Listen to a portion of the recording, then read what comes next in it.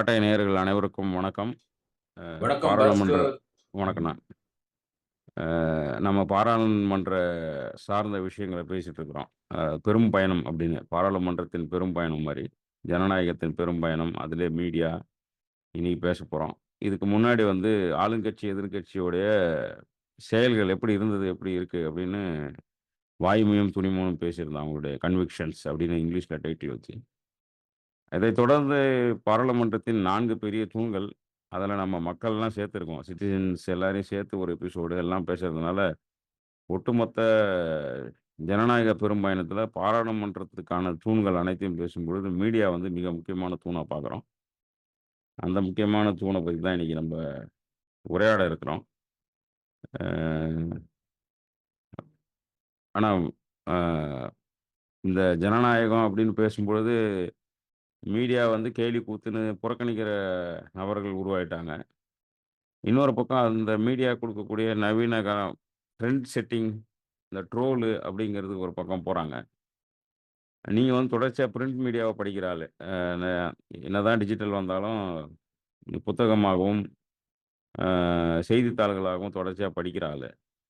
எனக்கு முதல்ல உங்ககிட்ட கேட்க வேண்டியது, இந்த டிஜிட்டல் மீடியான்னு சொல்லக்கூடிய விஷுவல், சோசியல் மீடியா இந்த மாதிரி இருக்கிறதுக்கும், பிரிண்ட் மீடியால இருந்து கிடைக்கக்கூடிய விவாதங்கள், உரையாடல்கள் அல்லது கல்வி சார்ந்து அது செய்யக்கூடிய பணி. ஏன்னா, ஒரு ஊடகம் என்பதற்கு வந்து மிக பெரிய வரலாறு இருந்தா கூட, சுதந்திரத்துக்காக நிறைய வேலை செய்யறதுக்கு உருவானதா தான் நான் பார்க்குறேன். இந்த வரலாறு. இந்த செய்தி ஊடகத்தினுடைய வரலாற நான் பார்க்குறது, ஒவ்வொரு தேசத்திலும் அது எப்போ வலுப்பெறுதுன்னா, அதனுடைய சுதந்திர போராட்டத்திலிருந்து வலுப்பெற்றதா தான் இருக்கு. பெருந்தலைவர்கள்னு நம்ம ஏற்றுக்கொண்ட தத்துவறிஞர்களா இருக்கட்டும், அரசியல்வாதிகளா இருக்கட்டும், அவர்கள் எல்லாருமே இந்த ஊடகத்த செய்தி ஊடகத்த சரியா பயன்படுத்தி, மக்களோட கனெக்ஷன்லயே இருந்திருக்கிறாங்க. அரசாங்கத்தோட பண்ண வேண்டிய உரையாடல், நெகோசியேஷன், சண்டை எல்லாத்தையும் அது வழியா தான் பண்ணியிருக்கிறாங்க. அதனால இந்த பிரிண்ட் மீடியாலருந்து விலகி போற சமூகமாக இப்ப இருக்கும்பொழுது, அத நீங்க எப்படி பார்க்குறீங்க? ஏன் பிரிண்ட் மீடியாவுக்கும், இந்த டிஜிட்டல் மீடியாவுக்கும் இவ்ளோ பெரிய வேறுபாடு இருக்குங்க?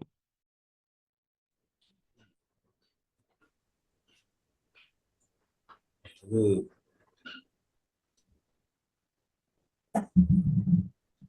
நீங்க சொல்றது உண்மை. இந்த சுதந்திர போராட்டத்துல அது பாரதியார் எழுதினதாகட்டும், காந்தி எழுதினதாகட்டும், பெரும்பாலான எழுத்துக்கள் அந்த சுதந்திர போராட்ட காலத்துல இங்க எழுதப்பட்டது, பிரசுரிக்கப்பட்டது. அது வந்து ஒரு இன்னைக்கும் படிச்சேன்னா மலைப்பா இருக்கு பல விஷயம். அப்ப அவங்களுக்கு இருந்த இமேஜினேஷன், அப்ப அவங்களுக்கு இருந்த நம்ம இங்கிருந்து எதுக்கு எதை நோக்கி போறோம் அப்படின்றது நமக்கு ஒரு விஷனாக இருக்கு. இன்னைக்கு நம்ம பார்க்கும்போது 4, 5 விஷயம் பார்க்க வேண்டியிருக்கு. ஒண்ணு, ம், விளம்பரங்கள் சார்ந்துதான் என்னைக்குமே வந்து மீடியா இருந்தது. ஆனா ஒரு மீடியாவை ரன் பண்ணக்கூடிய எக்ஸ்பென்சஸ் அதிகமாயிருச்சு. ஒரு காலகட்டத்துல நீங்க ஒரு நியூஸ் பேப்பரோ ஒரு இதுவோ எடுத்துட்டு வரீங்க அப்படின்னா, உங்களுக்கு அச்சு அச்சிடுறது தான் வந்து உங்களுடைய மிகப்பெரிய எக்ஸ்பென்ஸா இருக்கும். இன்னைக்கு அச்சிடுறது மாத்திரம் இல்ல. அதற்கான மிஷினரியோ இதுவோ மாத்திரம் கிடையாது. பட் அச்சிடுறது வந்து ரொம்ப சுலபமாயிருச்சு. அங்கங்க கூட நீங்க அச்சிடலாம். டீசென்ட்ரலைஸ்டா கூட பல பேர் வந்து அச்சு பண்றாங்க. பட் எடுத்துட்டு போய் சேர்க்கிற லாஜிஸ்டிக்ஸ் உடைய காஸ்ட் அதிகமாயிருச்சு. 2வது, நல்ல தரம் வாய்ந்த எழுத்தாளர்கள் உங்களுக்கு எழுதணும் அப்படின்னா, அவங்களுக்கு நீங்க கொடுக்க வேண்டிய காஸ்ட் அதிகமாயிருச்சு. ஓவராலா வந்து ஒரு எஸ்டாப்ளிஷ்மெண்ட் ரன் பண்ணணும் அப்படின்னா, பிரிண்ட் மீடியாவுடைய எக்ஸ்பென்சஸ் அதிகம். அதே சமயத்துல முன்னாடி வந்து டிவி வர்றதுக்கு முன்னாடி அது ஒண்ணுதான் சோர்ஸ். பிரிண்ட் ஒண்ணுதான் சோர்ஸா இருந்துச்சு. டிவி வந்தப்பவே வந்து அதுல இருந்து மாறுபட்டது. பெரும்பாலான மக்கள் வந்து நியூஸ் பேப்பர் வாசிக்க நிறுத்தினது டிவியை பார்த்துட்டாங்க. டிவி தான் பார்க்குறோமில்ல, நியூஸ் கிடைக்குதுல்ல, அது எதுக்கு திரும்ப உட்காந்து படிக்கணும் அப்படின்னு. அதே சமயம் எனக்கு தெரிஞ்சு டிவியில ஒரு நியூஸை பார்த்துட்டு அது இன்னும் விவரமா தெரிஞ்சுக்கணும்னா அடுத்த நாள் காலையில ஆவலாக நியூஸ் பேப்பரை வாங்கி படிச்ச மக்களும் எனக்கு தெரியும். அது ஒரு தலைமுறை. ஆனா இப்ப இருக்கக்கூடிய தலைமுறை, சமீபத்துல ஒரு 2 வருஷம் முன்னாடி ஆஷிஷ் கோத்தாரி வந்திருந்தாரு. சுற்றுப்புற சூழல் சார்ந்த ஒரு சென்னையில ஐஐடியில ஒரு சொற்பொழிவு. அப்போ கேட்டாரு, ஒரு கேள்வி கேட்டார் பசங்க, ஸ்டூடெண்ட்ஸும் இருந்தாங்க. ஸ்டூடெண்ட்ஸை பார்த்து கேட்டாரு, உங்கள் எவ்வளோ பேர் தினம் செய்தித்தாள் வாசிக்கிறீங்க, அல்லது இனி ஏதாவது ஒரு விதத்துல நியூஸ் பேப்பர் வாசிக்கிறவங்க எவ்வளோ பேர், அல்லது நியூஸ் வாசிக்கிறவங்க எவ்வளோ பேருன்னு கேட்டார். ஒருத்தரும் கை தூக்கல. இன்னைக்கு இந்த ஜென்ரேஷன் ரிசர்வ்னு நம்ம சொல்லக்கூடிய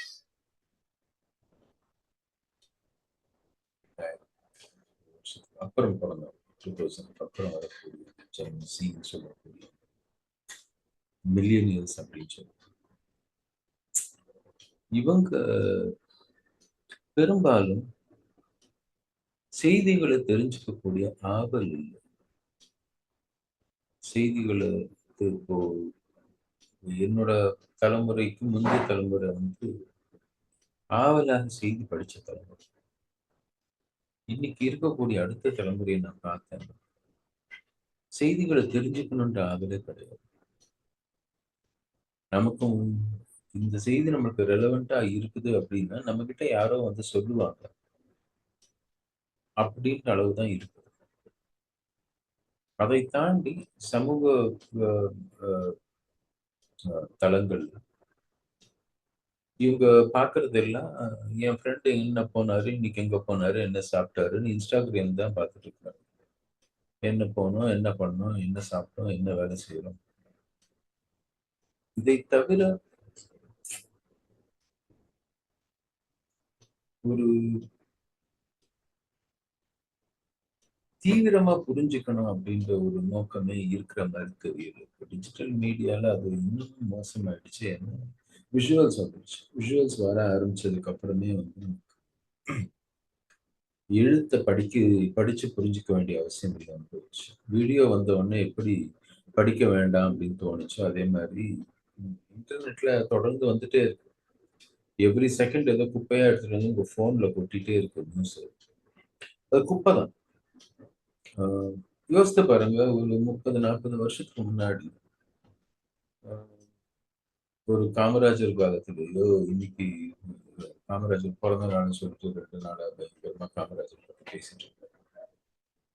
எங்கேயான வந்து உங்களுக்கு அண்ணாதுரை காமராஜரை இப்படி திட்டினாரு அப்படின்னு சொல்லிட்டு, அல்லது காமராஜர் வந்து கிட்ட போயிட்டு யாருன்னு அண்ணாதுரை உங்களுக்கு இப்படி சொன்னாரு, இதுக்கு நீங்க என்ன மறுப்பு சொல்றீங்க அப்படின்னு ஒரு 100 பேர் அவர் முன்னாடி மைக்க நீட்டி கேட்டு அவர் சொன்னதை வச்சு காமராஜர் இப்படி சொல்லிட்டாரு, இதுக்கு நீங்க என்ன மறுப்பு சொல்றீங்கன்னு கருணாநிதி போய் யாரான கேட்டு அவர் சொல்றதை ரெண்டுத்தையும் சேர்த்து வச்சு இவர் இப்படி சொல்லியிருக்க தவறு, அவர் அப்படி சொல்லியிருக்க கூடாது அப்படின்னு, அல்லது இவர் இந்த மாதிரி சொன்னது அவர் வந்து மறுத்தது தவறு அப்படின்னு ஒரு 20 பேரு டிவி ஸ்டூடியோல உட்காந்து ஒருத்தரை பார்த்து ஒருத்தர் அசிங்கமா திட்டி பார்த்து இது மாதிரிலாம் பண்ணியிருந்தாங்கன்னா இன்னைக்கு அவங்கள தலைவர்னு நம்ம மதிச்சிருக்கவும் மாட்டோம்.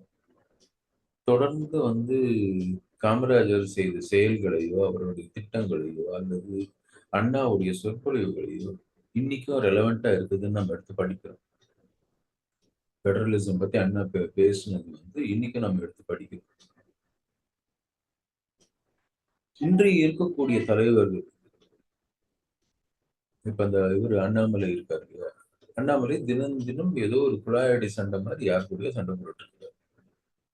100 வருஷம் கழிச்சு அண்ணாவை இன்னைக்கு நம்ம வாசிக்கிற மாதிரி அண்ணாமலை யாருன்னு வாசிப்பாங்களா அப்படின்னா மிகப்பெரிய கேள்விக்குறி. இவங்க 2 பேரும் பேர் சொன்னதுனால நான் சொல்றேன். அண்ணாவுக்கும் அண்ணாமலைக்கும் இருக்கக்கூடிய வித்தியாசம் தான் நீங்க கேட்ட கேள்விக்கு பதில். இவர் அடிக்கடி வரலாம் உங்களுக்கு. நியூஸ் ஃபீட்ல தொடர்ந்து வந்துட்டே இருக்கலாம். ஏன்னா தினம் எல்லாரோடையும் ஏதோ ஒண்ணு பஞ்சாயத்து பண்ணிட்டே இருக்காரு. ஆனா 100 வருஷம் இல்ல. 20 வருஷம் கழிச்சு இவரு மறந்து போயிருவாரு. அப்படின்ட்டு தான் எனக்கு தோணுது. ஐயா, ஏன்னா மத்தவங்க மறக்கிறது இல்ல. அவரே மறந்துருவாரு. அவர் தினம் தினம் மறந்து போகத்தான் ஆகணும். அவர் வந்து நேற்று பேசினது இன்னைக்கு அவர் நினைவு வச்சுக்கிறதுக்கு வாய்ப்பே கிடையாது. ம். அ அது வந்து அத யாராவது ஆராய்ச்சி பண்ணுவாங்க. நீங்க ஒரு 2 வருஷம் முன்னாடி பேசும்போது சொன்னீங்களே, இன்னைக்கு இப்படி மாற்றி சொல்றீங்களே. ஆனா என்ன பிரச்சனை ஆயிருதுன்னா, நீங்க சொன்னத மாற்றி சொல்றதுக்கான தைரியம் வந்து யாருக்கும் இல்ல. காந்திக்கு அது இருந்துச்சு. நான் முன்னாடி ம். அப்படி சொன்னாங்க. அதுக்கப்புறம் நான் அத பத்தி யோசிச்சேன். என்னுடைய கருத்த நான் மாத்தியிருக்கேன் அப்படின்னு ஒரு காந்தி சொல்லலாம். இன்னைக்கு ம். இருக்கக்கூடிய தலைவர்கள் யாரான்னு அப்படி சொல்லுவாங்களான்னு தெரியாது. ஏன்னா ஊடகங்கள் வந்து என்ன பண்றாங்க, அத வச்சு விவாதமாக்குறாங்க. நீங்க ம். சொல்லக்கூடிய ஒவ்வொரு வார்த்தையும் வந்து ஒரு விவாத பொருளாக மாற்றி, அத வச்சு ம். அவங்க வந்து என்டர்டெயின்மென்ட்டா போட்டு, அதுக்கு வந்து ஒரு மீம்ஸ் போட்டு, அதுக்கு ஒரு ட்ரால் ஆர்மிய வச்சு, ம். எல்லாத்துக்கும் வந்து கிண்டல் பண்றதுனால இது மாரி ஆயிடுது. ஸோ ம். இன்னைக்கு வந்து தொழில்நுட்பம் எல்லா செய்தியுமே வந்து ம். ஒரு என்டர்டெயின்மென்ட்டா மாத்துது. ம். இன்ஃபோடெயின்மென்ட் அப்படின்னு தான் சொல்றாங்க. ம். அது ம். மாரி இருக்கிறதுனால, ம். இதுல என்ன பெரிசா அடிபடுதுன்னா, ஒரு ம். மக்கள் பிரதிநிதியாக இருக்கிறவங்க, மக்களுக்கு சார்ந்த விஷயங்கள பேசும்போது அத பிரதிபலிக்கணும். அல்லது அந்த கேள்விகள இன்னும் ஆழப்படுத்த வேண்டிய வேலைய செய்யாம, மீடியா தொடர்ந்து என்ன பண்ணுதுன்னா, அத இவருக்கு எதிரா அவர் என்ன பேசினாரு, அவருக்கு எதிரா இவர் என்ன பேசினார்ன்னு ஒரு கேலி கூத்தாக அத படிக்கிறவங்களும் வந்து அத ஒரு கேலி கூத்தா பார்க்குறாங்களே தவிர, அதற்குள்ள இருக்கக்கூடிய விஷயம் என்ன? இதுக்கும் நமக்கும் என்ன சம்மந்தம்? இந்த இந்த செய்திக்கும் நம்ம வாழ்க்கைக்கும் என்ன சம்மந்தம்னு யாருமே வந்து ஒப்பிட்டு பார்க்கறது இல்ல. இன்னி தேதிக்கு எனக்கு வந்து என்டர்டெயின்மென்ட்க்கு இன்னைக்கு எடப்பாடி இத சொன்னாரு. அவரு எதிர்த்து அண்ணாமலை இத சொன்னாரு. காலையில எடப்பாடி 8 மணிக்கு ஏதோ சொல்லியிருப்பாரு. அதுக்கப்புறம் 9 மணிக்கு அண்ணாமலை ஏதோ சொல்லுவாரு. 10 மணிக்கு எடப்பாடி அதுக்கு மறுப்பாரு.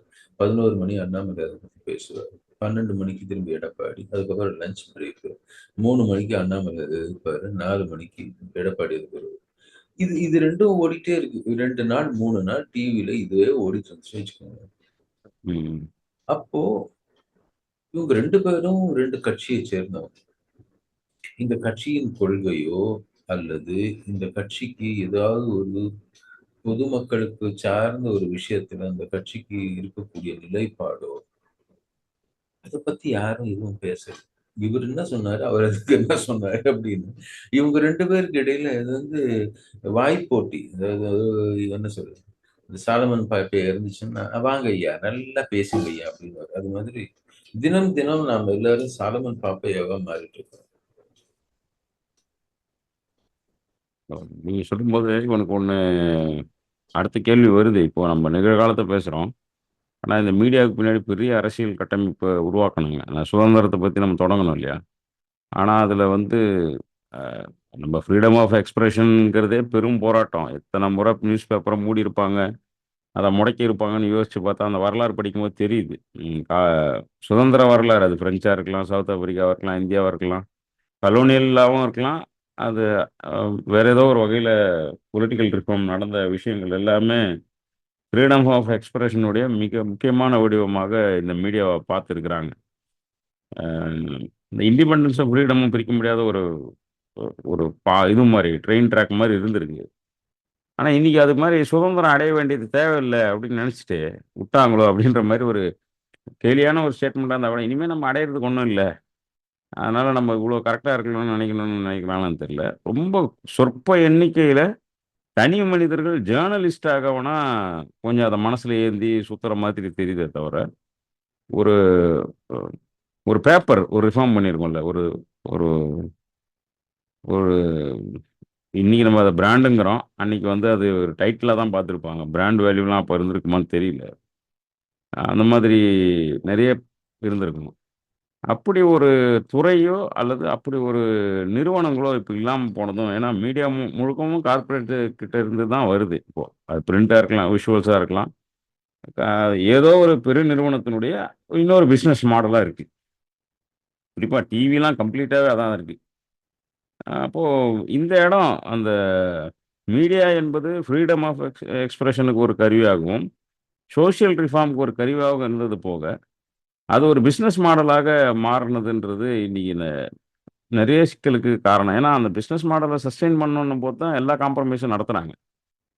அ என்னைக்கு சமரசத்தின் பக்கம் கால் எடுத்து வைக்கிறோமோ, அன்னைக்கு தான் எல்லா தீமைகளும் நடக்குது அப்படின்னு அ நம்மளோட உள்ளிட்ட நெறைய பேர் அத வெவ்வேறு மொழியில சொல்லியிருக்கிறாங்க. சமரசம் செய்யும் பொழுது நிச்சயமா தீமையின் திசையில பயணிப்போம் அப்படிங்கிற வார்த்தைய நெறைய பேர் சொல்றாங்க. அப்போ இந்த சுதந்திரம், அரசியல், எத்திக்கல், மாரல்ன்ற அந்த இடத்துல இருந்து, இது வந்து பிசினஸாக மாறுன அந்த போர்ஷன் எப்படின்னா, நீங்க அத அப்சர்வ் பண்றீங்க? ஏன்னா, எப்படியும் ஒரு 25 வருஷமாவது குறைச்சல் இல்லாம நீங்க அந்த மீடியாவ பார்ப்பீங்க. இந்த டிரான்சிஷன எப்படி பார்க்குறீங்க? அதாவது print media, visual media, social media டிரான்சிஷன எப்படி பார்க்குறீங்க?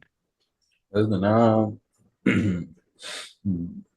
20ல நான் எனக்கு சின்ன பிள்ளையா இருக்கும்போது வீட்ல நெறைய பத்திரிகை வரும். ஏன்னா, அப்பா வந்து அவருடைய கம்பெனியில லைப்ரரி இன்சார்ஜ்.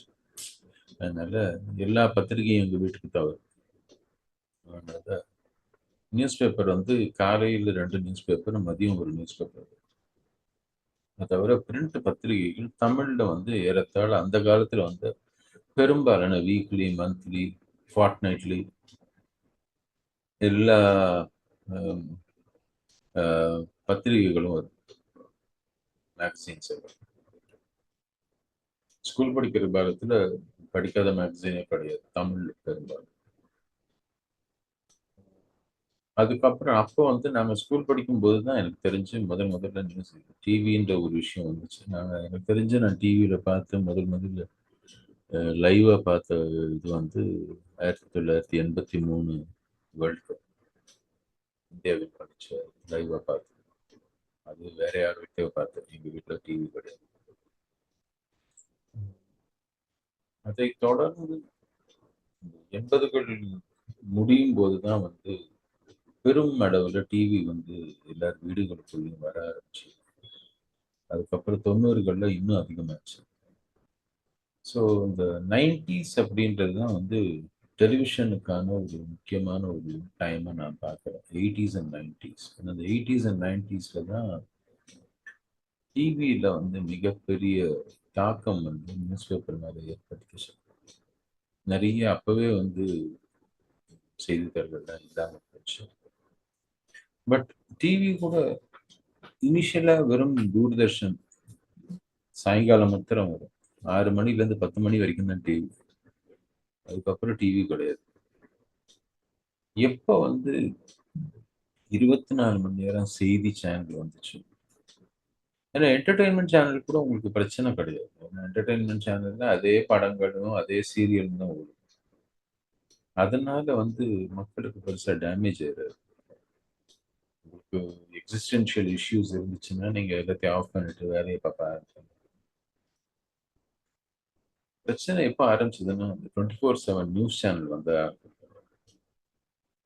ஏன்னா அவங்களுக்கு சென்சேஷனலைஸ் பண்ணாம நியூஸ் சொல்ல முடியாது. இன்னைக்கு வந்து உலகம் நல்லா இருந்துச்சு. எந்த பிரச்சனையும் இல்லாம இருந்துச்சு. அப்படின்னா, அது செய்தியாக அவங்க பார்க்கல. நீங்க சொன்னீங்க இல்லையா? விளம்பரங்கள் அதுக்கு வராது. மக்கள் எல்லாருமே அதாவது ஒரு தவறான ஒரு கருத்த ஒண்ணு ஏற்படுத்திருக்காங்க. மக்கள் வந்து அடி, உத, குத்து, கொலைன்னு இருந்துச்சுன்னா அதிகம் பார்ப்பாங்க அப்படின்ட்டு வந்து வெஸ்டர்ன் சைக்கியாட்ரிக் ரிப்போர்ட்ஸே இருக்கு. அடுத்தவங்களுடைய இத வந்து அச்சுறுத்தலையோ அல்லது அடுத்தவங்களுடைய பெயினையோ வந்து மக்கள் அடிக்கடி பார்க்க விரும்புறாங்க. அது உண்மையான்றதே வந்து எனக்கு ரொம்ப நாள் அந்த சந்தேகம். அதுதான் வந்து டிவி வந்து தான் வந்து முதல் முறையாக நம்மள வந்து சிந்திக்க விடாம தொடர்ந்து நம்ம அத பார்த்துட்டே இருக்கணும். சேனல் மாற்றாம இருக்கணும். ஏன்னா சேனல் மாத்துனா அவங்களுக்கு வருவாய் போயிடும்ன்றதுனால, சேனல் மாத்தாம இருக்கணுன்றதுனால, கொஞ்சம் கொஞ்சமா செய்திய வந்து கேளிக்கையா மாத்துனது டிவி பெரிய பங்கு இருக்கு. அதைத் தொடர்ந்து சோசியல் மீடியா. சோசியல் மீடியான்றது வந்து நான் ஒரு ஊடகமாவே நான் ஒத்துக்கல. இது வந்து பாப்புலர் ஒப்பீனியன். இது வந்து இது என்ன சொல்றது?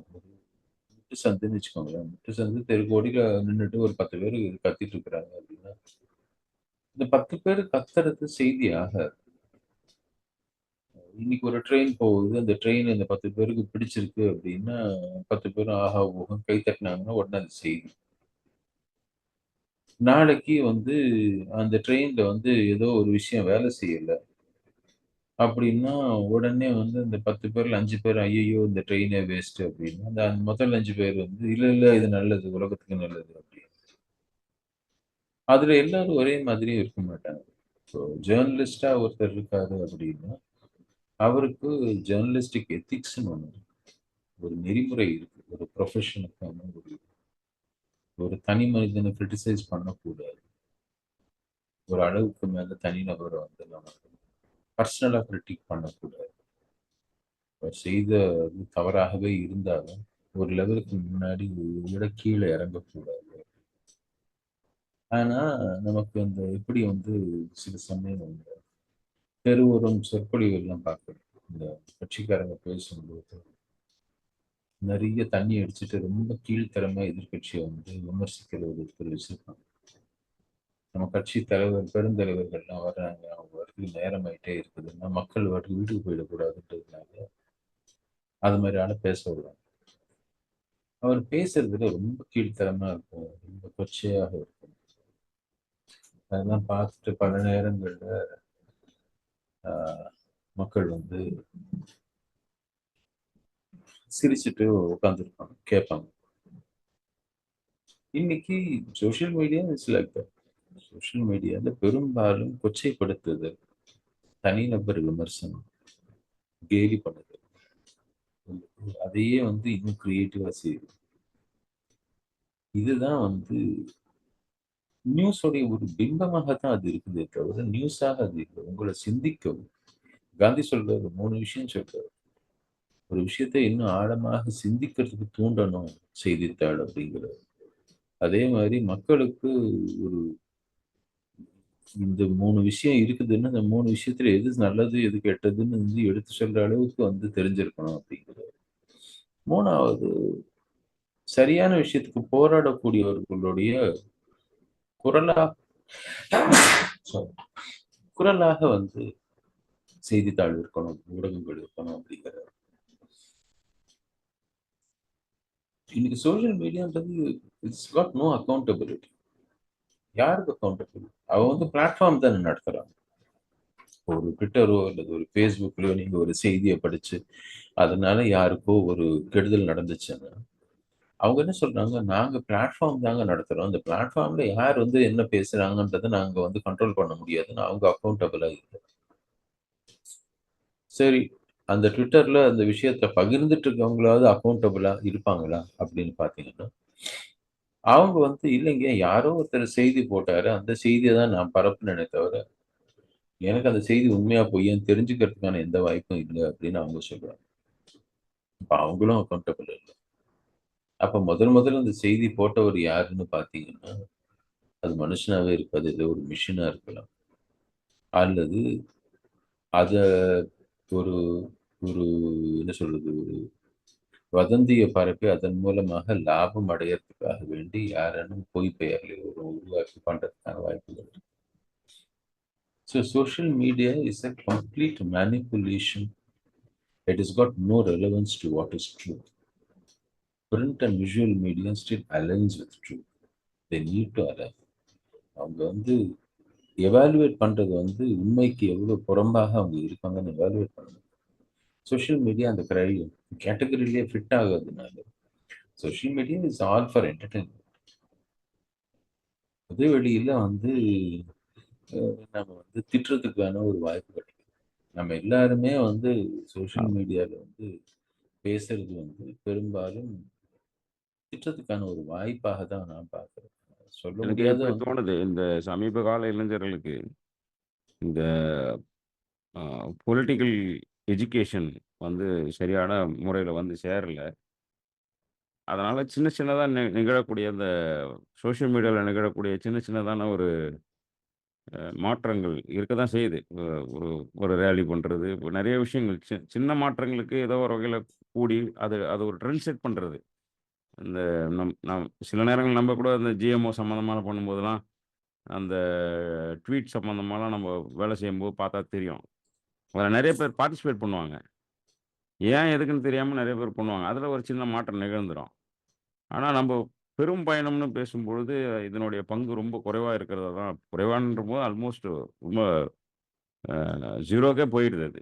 ஒரு ப ஒரு ஒரு பார்லிமெண்டேரியன் டெமோக்ரசி 140, 145 கோடி பேர் மக்கள் இருக்கக்கூடிய நாட்ல, அந்த ஸ்கேல்ல பார்க்கும்பொழுது, இந்த சோசியல் மீடியாவுடைய சேஞ்சுங்கிறது வந்து ரொம்ப அட்வர்ஸா இருக்கிறத தான் கவனிக்க முடியுது. ஏன்னா, உடனே நம்ம நண்பர்களுக்கு இதெல்லாம் மாற்றம் வரலாம்னு நினைக்கிறீங்களா? ஆச்சா போச்சான்னு இத ஒரு ட்ரெண்ட் ட்ரோலு அப்படி பண்ண வாய்ப்பாயிரும். ம். வாய்ப்பு இருக்கிறவங்க பண்ணிட்டோம். ஆனா, அந்த பெரும் பயணத்தில இதுக்கு ஒரு பங்கு இல்லாத ஒரு ரொம்ப ஒரு ரெட்ரிகல்னா ரிப்பல்சிவா சொல்லுவோம்ல. அது மாரி உடனே உடனே. ஆ அதில ஏதாவது தேடுறது, ரியாக்ஷனரி. அதில திருப்தி அடையிறது. அந்த மாதிரி நடந்துக்கிறாங்களோன்னு ஒண்ணு தெரியுது. ஆனா, இப்போ இந்த இந்த நிலை நீடிக்கும் பொழுது, சமீபமா இப்ப நம்மளோட எலக்ஷன் முடிஞ்சிருக்கு. இப்ப அமெரிக்கா எலக்ஷன் வந்து தமிழ் மீடியால பார்த்தீங்கன்னா, அ இங்க நடக்கிற ஒரு பார்லிமென்டரி சட்டமன்ற எலக்ஷன் நடக்கிற அளவுக்கு அதுக்கு நியூஸ் கார்டு போடுறது, லைவாவே எந்நேரமும் அத பத்தி பேசுறதுன்றதும் அதிகரிச்சிருக்கு. இவங்கலாம் காணோம். இப்ப ராகுல் காந்திய ஒரு 4 நாளா பார்த்தா மீடியால காணோம். நீங்க சொன்ன மாரி இங்கே சும்மாவே அ "நுணலும் தன் வாயால் கெடும்ன்ற" மாரி நெறையா கொச்சையா பேசுறவங்க, அ அட்டென்ஷனுக்காக பேசுறவங்க அவங்களையும் காணோம். நம்ம வந்து இப்போ அமெரிக்க எலக்ஷன வந்து மையமா வச்சு ஏகப்பட்ட உரையாடல்கள், லைவ் ஸ்ட்ரீமிங் வரைக்கும் போயிட்டாங்க. ஏன்னா இப்ப தான் ஹை டெஃபினிஷன் மொபைல் கேமரா இருந்தா போதுன்ற அளவுக்கு ஆயிருச்சு லைவ் ஸ்ட்ரீம்க்கு. அப்ப அது ரொம்ப பண்ணும்பொழுது, இங்க நடக்கக்கூடிய ஜனநாயக பயணத்தில பெரிய தடையும், தொய்வும் ஏற்படுறது. ஏன்னா ட்ரெண்ட் செட்டு தான். உலக அளவுல Twitterலயோ, YouTubeலயோ, Facebookலயோ வியூஸ் எது இருக்கோ, அன்னைக்கு ட்ரெண்ட்ல அதை நோக்கி நியூஸ் சேகரிக்கிற நபர்களும், அதை வந்து பிரதானப்படுத்த சொல்லக்கூடிய இந்த செய்தி நிறுவனங்களும் உருவாக்கிக்கிறதும் பார்க்குறோம். தெரிஞ்சுக்க கூடாதுன்னு அவசியம் இல்ல. உலக அரசியல் வேணும், உலகத்தில நடக்கக்கூடிய வார் கிரைம் பத்தி எல்லாமே வேணுமே தவிர, இங்க நடக்கக்கூடிய எல்லாத்தையுமே புறக்கணிச்சுட்டு, எனக்கு தெரிஞ்சு இந்த 5 நாள் நான் கவனிச்சதுல, ஒண்ணு அந்த திருமண நிகழ்வு. ஆனந்த் அம்பானியோட திருமண நிகழ்வும், ட்ரம்ப்புடைய ட்ரம்ப்ப மையமா வச்சு ட்ரம்ப் வந்து ட்ரம்ப்புக்கு யார் ஃபண்ட் பண்றாங்க? இங்க நடக்கும் இல்லையா? அதே மாதிரி. யார் ஃபண்ட் பண்றாங்க? ட்ரம்ப் நகுந்தாரா? திரும்புனாரா? காதுல அவருக்கு ஒட்டுன அந்த பிளாஸ்டரோட சைஸ் என்ன? இதெல்லாம் வந்து ஃபுல்லா நியூஸ நெறச்சிருக்கு. ரிசல்ட் வரும்போது தெரியும். கொஞ்சம் உரையாடுவோம். இதெல்லாம் பார்ப்போம். எனக்கு என்னவோ நம்ம இந்த டாலர் வேல்யூ கூட கூட நம்ம நெறைய ட்ரம்ப், பைடன் மாரி ஆட்கள வந்து மோடி, ராகுல் காந்திய கவனிக்கிறத விட அதிகமா கவனிக்கிறோமோன்னு தோணுது. அது வந்து இந்த மீடியாவுடைய அ ஒரு வேலையா கூட இருக்கலாம். ஒரு பக்கம் டாலர் ஏறுறதுனால நெறைய பேர் அங்க இருக்கிறவங்க சந்தோஷப்படுறது என்னால என் ஃப்ரெண்ட்ஸுங்களயே பார்க்க முடியுது. அதனாலேயே நெறைய பேர் இல்ல, இப்போ இல்ல. ஆளுங்கட்சி அதனால இல்ல. விரும்புறாங்க. ம். நம்ம ஆளுங்க நெறைய பேர் அங்க இருக்கிறாங்க. இப்ப நீங்க ஒரு இருக்கிறாங்க. சமூகத்தை சார்ந்தவரா இருந்து, இப்ப தமிழ்நாட்டுல என்ன ஆயிருச்சுன்னா, இன்னும் வந்து 1, 2 ஊர்கள்ல இருந்து தான் வந்து அமெரிக்கா போறவங்க இருப்பாங்க. இப்ப எல்லா ஊர்கள்ல இருந்தும் அமெரிக்காவுக்கு போறவங்க ஆயிட்டாங்க. அமெரிக்க செய்தின்றது வந்து ஒரு முக்கியமான விஷயமா இருக்கு. எனக்கு சொன்னவங்களும் இருக்கிறாங்க. அதான் அதுதான். நம்ம வந்து ஒரு பக்கம் அங்க வேலை செய்றவங்க, இங்க இருந்து அது மேல இன்வெஸ்ட் பண்ணவங்க. 2 பேருக்கும் அது ரொம்ப தேவையா இருக்கு. அத போக மொத்தமா நபர்களுக்கு வந்து இது வந்து 24/7 வந்து நம்ம அமெரிக்கா எலக்ஷன கவனிக்க ஆரம்பிச்சுட்டோம் அப்படின்னும்போது, நாம எஜுகேட் ஆயிட்டோம்ன்னு சொல்றதா? இல்ல நம்ம வந்து இங்க இருக்கிற அரசியல ஸ்கிப் பண்ணி போறோம்ன்னு சொல்றதான்னு எனக்கு ஒரு தெரியல. அதனால இல்ல, அ இல்ல. இது வந்து ஸ்கிப் பண்ணி போறது இல்ல. ம், ம். என்டர்டெயின்மென்ட் தான். இப்ப ட்ரம்ப வந்து யாரோ சுட முயற்சி பண்ணியிருக்கான்னும்போது, அத வந்து அவர சுடுவதே வந்து லைவா டிவில புடிச்சிருக்காங்க. கேப்சர் பண்ணியிருக்காங்க. அதனால அந்த நாட்டுல அவங்க ஜனாதிபதிய சுடுறது அப்படின்றத இவ்வளோ பெருசா பண்றாங்க. இப்போ அமெரிக்கால வந்து தினம் தினம் அந்த மாரி ஷூட்டிங் நடந்துட்டே தான் இருக்கு. யாரோ ஒருத்தர் யாரோ சுடுறாங்க. நான் அமெரிக்கால போகும்போது நான் பார்த்தது வந்து அமெரிக்கால இருக்கக்கூடிய செய்திகள நாம இங்க இவ்ளோ பார்க்குறோம். நம்ம பேப்பர்ல வருது, டிவில வருது, எல்லாத்துலயும் வருது. நம்ம ஊர பத்தி அமெரிக்காக்காரன் எதனா படிக்கிறானான்னு பார்த்தேன். அமெரிக்கா பயணத்துல எல்லா இடத்துலயும் அங்க நியூஸ் பேப்பர் ரொம்ப நம்ம இது பிரகாரம் பார்த்தோம்னா ரொம்ப எக்ஸ்பென்சிவ். $4 $5. எங்கெங்கெல்லாம் நியூஸ் பேப்பர் விலைக்கு வாங்க முடியுமோ, அல்லது எங்கெங்கெல்லாம் வந்து யார் வீட்லயோ இருந்துச்சுன்னாலும், எடுத்து முழுக்க வாசிச்சு பார்த்தேன். அங்க அவங்க 2 விதமா பார்க்கணும். ஒண்ணு அவங்களுடைய பொலிட்டிக்கல் சித்தாந்தத்த வெளிப்படுத்தக்கூடிய இந்த மாடர்ன் லிபரல் அ யு அந்த பொலிட்டிக்கல் லிபரல்ஸ்ன்னு சொல்லக்கூடிய அவர்களுடைய வியூ எக்ஸ்பிரஸ் பண்ற மாதிரி, ஒரு பக்கம் பொலிட்டிக்கல் சித்தாந்தத்தை சார்ந்த எழுத்துக்கள் ரொம்ப அதிகம். 2வது லிட்டரேச்சரு, ஆர்ட் இத பத்தின நெறைய விஷயங்கள் வருது. 3வது அவங்க ஊர்ல நடக்கக்கூடிய சின்ன சின்ன பிரச்சனைகள பத்தி வருது. உலகளாவிய விஷயங்கள். நான் போயிருந்தப்போ இங்க வந்து ஒரு பெரிய பாலம் இடிந்து விழுந்து ஒரு 30, 40 பேர் இறந்து போனாங்க.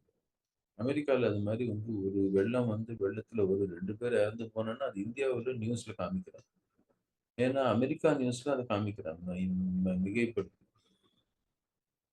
அங்க ஒருத்தர் இறந்து போறது, 2 பேர் இறந்து போறது, அல்லது ஒருத்தருக்கு அடிபடுறதுன்றதே வந்து மிகைப்படுத்தி அவங்க ஊர்ல இருக்கக்கூடிய விஷயத்த தொடர்ந்து காமிச்சுட்டே இருக்காங்க. நம்ம ஊர்க்காரங்களும் அத காமிக்கிறாங்க. நம்ம ஊர்ல தினம் தினம் எவ்வளவோ பேர் இறந்து போறாங்க.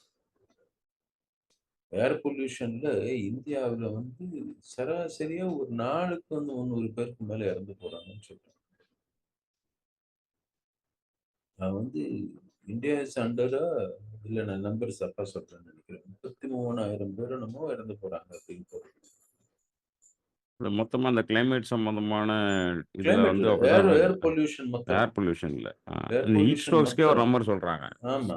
அந்த ஏர் பொல்யூஷன்ல இவ்ளோ பேர் இறந்து போறது, விஞ்ஞானி என்ன சொல்றான், ஏர் பொல்யூஷன் வந்து is an epidemic in India அப்படிங்கிறான். ம். இல்ல கொரோனாக்கு இறந்து போறது எவ்வளோ பேரோ, அது ஏறத்தாழ அந்த மாரி நம்பர்ஸ்ல மக்கள் இறந்து போயிட்டு இருக்காங்க. Due to air pollution in India அப்படிங்கிறான். ஏர் பொல்யூஷன் பத்தி கடந்த 1 வாரத்துல நீங்க என்ன படிச்சீங்க?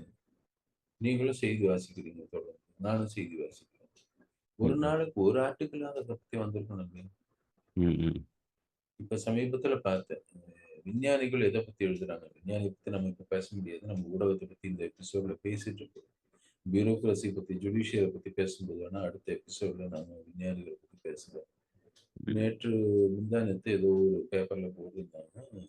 ரிசர்ச் வந்து சயின்டிஸ்ட் எதுல ரிசர்ச் பண்றாங்க ம். அப்படின்னு. இந்தியாவுல நானோ டெக்னாலஜில தான் அதிக ரிசர்ச் பேப்பர் கடந்த 10 ஆண்டுகள்ல ரிலீஸ் பண்ணியிருக்கான். பேண்டமிக் அடுத்து பேண்டமிக்கு கொரோனா எல்லா நாடுகளும் வந்து ரிசர்ச் பேப்பர் நெறைய பப்ளிஷ் பண்ணாங்க. இந்தியா ம். அதுக்கு அடுத்து நானோ டெக்னாலஜி அது இதுன்னு பண்ணிட்டு இருக்கிறோம். ம். நான் தான் யோசித்தேன் ஏர் பொல்யூஷன் நம்மளுடைய மிகப்பெரிய பிரச்சனையா இருக்கு. ஏர் பொல்யூஷன் பத்தி நம்ம வந்து டாப் ரிசர்ச் யாருமே செய்யல. ம். நியூஸ் பேப்பர்ல அத பத்தி நியூஸே வர்றது கிடையாது. ஸோ இவ்ளோ பெரிய ஒரு பிரச்சனை. அல்லது இப்போ முந்தா நேத்து வந்து இப்ப 4 நாளைக்கு முன்னாடி நம்ம நித்தி ஆயோக் வந்து இந்தியா முழுக்க இருக்கக்கூடிய எல்லா ஸ்டேட்டோடைய சஸ்டைனபிள் டெவலப்மென்ட் இண்டெக்ஸ் நிலைத்த ம். வளர்ச்சிக்கான இலக்குகள வந்து எந்த அளவுக்கு நம்ம எட்டி இருக்கோம் ம். அப்படின்றதுக்கான ஒரு அட்டவணை வச்சு, அதுல வந்து வருஷா வருஷம் வந்து அவங்க எவாலுவேட் பண்றாங்க. எல்லா மாநிலங்களும். ம். தமிழகம் வந்து ஒரே ஒரு இடத்த தவிர மத்த எல்லா இலக்குகளையும் தமிழகம் நல்லா வந்துட்டு இருக்கு. ஒரே ஒரு இலக்கு மாத்திரம் தொடர்ந்து தமிழகம் வந்து பின்தங்கியே இருக்கு. இந்த வருஷம் இன்னமும் பின்தங்கி இருக்கு. கடந்த 2 ம். வருஷம் முன்னாடி அவங்க பண்ண கடைசி வேல்யூவேஷனுக்கும் இப்ப பண்றதுக்கும் பார்த்தான்னா, இன்னும் பின்தங்கி இருக்கு. அது ம். எதுலன்னு பார்த்தான்னா, ஆ ம். Gender equality. பெண்களுக்கான சுதந்திரம் வந்து தமிழகத்துல குறைஞ்சிட்டு இருக்குது அப்படின்னு சொல்லி சொல்றாங்க. பெண்களுக்கு ம். எதிரான கொடுமைகள் அதிகமாயிட்டு இருக்குது. வன்முறை அதிகமாகுது அப்படின்றத வந்து அவங்க வந்து சொல்லியிருக்கிறதுக்கான அத வந்து ஒரு இண்டிகேட்டரா நம்ம பார்க்க முடியும். ஆனா இத பத்தி இந்த கடந்த 4 நாட்கள்ல ஊடகங்கள் எதாவது வந்திருக்கா? நீங்க அல்லது சொல்லிட்டு இருக்கும்போது இன்னொரு நிகழ்ச்சி ஞாபகம் வருது. இப்போ ட்ரம்ப காதுல சுட்டாங்கங்கிறது வந்து இவ்ளோ பேசப்பட்டவங்க. வெண்டிங் மிஷின் வச்சு துப்பாக்கியும் அதுக்கான குண்டு அவன் பொதுவா அது குண்டுன்னு கூட சொல்லல. அவன் வந்து ம். ஆர்ம்ஸ் அண்ட் அம்னிஷியன்ஸ் அவைலபிள் அப்படின்னு போட்டு ஒரு வெண்டார் மிஷின் இருக்குன்னா, அத இது ஏதோ பெரிய அத பத்தின எந்த உரையாடல், விவாதம் அது நடத்தப் போற இம்பாக்ட் ஏற்கனவே அது சும்மாவே சுட்டு சுட்டு கிட்டத்தட்ட வருடத்திற்கு 19,000 பேர் சுட்டுக் கொல்லப்படுறாங்கன்னு நம்ம ஒரு பாட்காஸ்ட்ல தொடக்கத்திலே பேசியிருந்தோம். ம். அமெரிக்கால. அது வெவ்வேறு காரணங்களுக்காக யாரோ அதாவது ராணுவத்தினாலேயோ, போலீஸாலயோ கொல்லப்படாத பொதுமக்கள் பொதுமக்கள சுட்டுக்கிறதோ, குழந்தைங்க பெரியவங்கள சுடுறது, பெரியவங்க குழந்தைங்கள சுடுறதுன்னு நடக்கிறது வந்து 19,000க்கு மேல துப்பாக்கி சூடு நடக்குது. ம். அப்படி போன இருக்கிற சூழல்ல ஒரு போன தோப்பு வாரம் கூட மாரி இப்ப இந்த ஸ்டேட்லயே தான் போன வாரம் நடந்துச்சு அமெரிக்கால. இதே ஸ்டேட்ல ஒருத்தன் இதே மாரி ஏதோ ஒண்ணு ஒரு ஸ்கூல்லயோ ஏதோ ஒரு இடத்துல போய் சுட்டுட்டு வந்தான். இப்பதான் நடந்துச்சு போன வாரம். போன வாரமா 15 நாளைக்கு முன்னாடியோ. அத பத்தின உரையாடல் வரல. இந்த இந்த இந்த மாதிரி ஒரு ஓப்பன் மார்க்கெட்டு கொண்டு வந்தத வந்து கொண்டு வந்து அத பத்தின எங்கேயுமே இங்கேயும் இல்ல, வெளியிலயும் பெருசா அத பத்தின ஒரு கட்டுரையோ, அது அதுக்கு எதிர்கருத்தோ, விமர்சனமோ, அதனால நிகழப்போற அ பின்விளைவுகள பத்தின எந்த ஆய்வும் இல்ல. அவரு காதல சுட்டது மட்டும் தான் தெரிஞ்சது. அதுக்கு பிறகு கூட அத பத்தி பேசல. இந்த மாரி சூழல்ல கூட நாம எப்படி இத ஒத்துக்கிறோம்னு கூட அந்த விவாதம் போல. ம். அ அத யார் துல்லியமா ஃபோட்டோ எடுத்தாங்க. அந்த குண்டு காதுல உரசிட்டு போறத ஒரு ஒரு ஜர்னலிஸ்ட் ஃபோட்டோ எடுத்திருக்காப்புல. ம். அவ்வளோ ஃப்ரேம் ரேட் வேகமா வச்சு.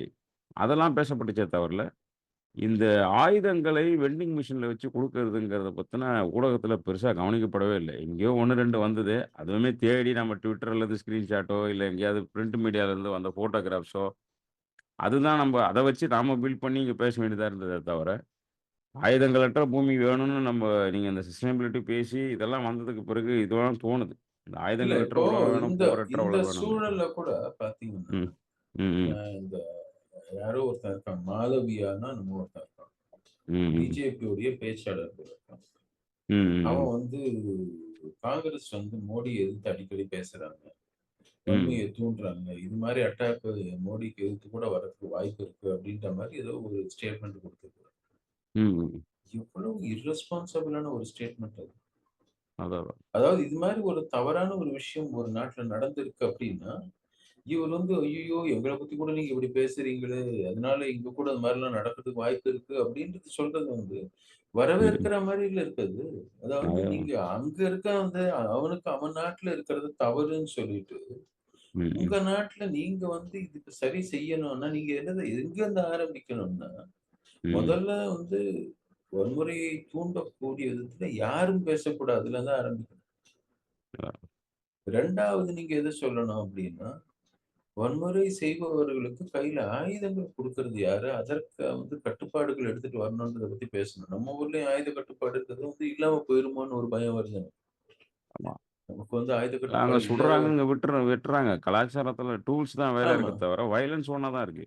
வயலன்ஸ் ஒண்ணா தான் இங்க இருக்கு. லிஞ்சிங் இருக்கு, 2வது ஆமா. கொல்றதுன்றது சோ, எவ்வளவோ இந்த இருக்கு இங்கேயும். தினம் தினம் வந்து இம்பல்சிவாக நடக்கக்கூடிய வயலன்ஸ். அப்பா அம்மாவ கொல்றாரு, அம்மா அப்பாவ கொல்றாங்க. புள்ள அப்பாவ கொல்றாங்க, அப்பா புள்ளைய கொல்றாரு. ஏன்னா, யார் யார கொலை பண்றாங்க? தமிழ்நாட்டுல தினம் தினம் நடந்துட்டு இருக்கு. இம்பல்சிவா அதாவது இந்த இம்பல்சிவ் மூவ்மெண்ட்ல violence is a solution for something அப்படின்ற அந்த ஒரு சமூகத்துல அத ஒரு நார்மலைஸ் பண்றது வந்து, அத வந்து ஒரு ஃபிளிப்பன்ட்டா பேசின மாரி இருந்துச்சு. அந்த ஆளு பேசினது. எனக்கு ஆச்சரியமா இருந்துச்சு. எப்படி ஒரு மனுஷன் இப்படி பேசிட்டு போறாரு அப்படின்னு. ஸோ இது வந்து கண்டிக்கத்தக்க ஒரு விஷயம். ஒரு இடத்துல ஒரு வயலன்ஸ் நடந்திருக்குது அப்படின்னா, அத வந்து அந்த கான்டெக்ஸ்ட்ல கண்டிக்கணும். உங்க இடத்துல வயலன்ஸ் வந்து பெருகுது அப்படின்னா, அதற்கு அந்த இருக்கிறதையும், இங்க இருக்கிறதையும் நீங்க கம்பேர் பண்ண வேண்டிய அவசியம் இல்ல. இந்த கான்டெக்ஸ்ட்ல நமக்கு இருக்கக்கூடிய என்னென்ன காரணங்கள் அதுக்கு கன்ட்ரிபியூட் பண்ணுது அப்படின்றத யோசிச்சு, அது எல்லாத்தையும் வந்து களைஞ்சு எடுக்க வேண்டிய ஒரு பொறுப்புல இருக்கக்கூடிய ஒரு ஆளுங்கட்சியைச் சேர்ந்த ஒரு முக்கியமான ஒரு நபர் வந்து இது மாரி பேசுறதுன்றது வந்து ரொம்ப ஒரு பொறுப்பு இல்லாம பேசுறாங்க அப்படின்றது எனக்கு ஆச்சரியமா இருந்துச்சு. எப்படி இது மாரிலாம் பேசுறாங்க இவங்க அப்படின்னு. ஸோ நம்ம இது அடுத்த கட்டமா இத நோக்கி நகரணும். ஆ நெறைய கேள்விகள் இருக்கு மீடியால. ஆனா, இந்த மீடியாவ ஒட்டி இருக்கக்கூடிய மிக முக்கியமான விஷயங்கள், மீடியாவோட நிக்காம பியூரோக்ராசி, ஜுடிஷியரின்னு நெறைய பங்கு இருக்கு. இந்த ஜனநாயகங்கிறது வந்து ஏதோ அ ஒற்றை தலைமை, ஒற்றை அதிகாரம் மாதிரி இல்ல. அதே மாரி தான் அதுக்கு துணை நிக்கக்கூடிய அத்தனை விஷயங்களும் தனித்துலாம் இல்ல. ஒண்ணோட ஒண்ணு பின்னி பிணைஞ்சு இருக்கிறதுனால, மீடியாவோட ஓவர்வியூ பேசியிருக்கோம் நம்ம. பார்லிமெண்ட்ல நடக்கக்கூடிய விஷயங்கள வந்து சுட சுட காட்டணுன்றத தாண்டி, இது வந்து இந்த பாராளுமன்றம், குறிப்பாக இந்திய பாராளுமன்றம் என்பது ஒரு வழிகாட்டி. அது மாநிலங்களுக்கு மட்டும் வழிகாட்டுறது கிடையாது. பல நாடுகளுக்கு வழிகாட்டக்கூடிய இடத்துல இருக்கக்கூடியது. ஏன்னா பெரும் அரசியல் சித்தாந்தத்த உருவாக்கக்கூடிய மனுஷர்களும் இதுக்குள்ள இருந்து உரையாடி இருக்கிறாங்க. அப்படி இருக்கிற இடங்கள்ல, அதை நெறிப்படுத்த வேண்டிய இடத்துல இருக்கு. நான் எனக்கு கிட்டத்தட்ட நீதிமன்றத்துக்கு இணையான ஒரு நெறிப்படுத்துதல வந்து ஊடகம் செய்ய வேண்டிய அவசியம் இருக்குன்றதோட நான் என்னுடைய இறுதி கருத்து சொல்லிக்கிறேன் நான். அடுத்த இதுல நம்ம இன்னும் தொடர்ச்சியா பேசுவோம். இந்த ஜனநாயகத்தின் பெரும் பயணத்த பத்தி. பெரும் பயணத்துல அடுத்து நம்ம பியூரோக்ரஸியும், நீதித்துறையும் பத்தி பேசப் போறோம். ம். ஊடகங்கள பத்தியும் நம்ம தொடர்ந்து பேசுவோம் தான் எனக்கு தோணுது. நிறைய ஆமா. விஷயங்கள் நம்ம கவர் பண்ண வேண்டியிருக்கு. கேட்டுட்டே இருங்க மக்களே. நாட்டை நன்றி. தொடர்ந்து பேசுவோம். அனை அனைவருக்கும் நன்றி. மீண்டும் சந்திப்போம்.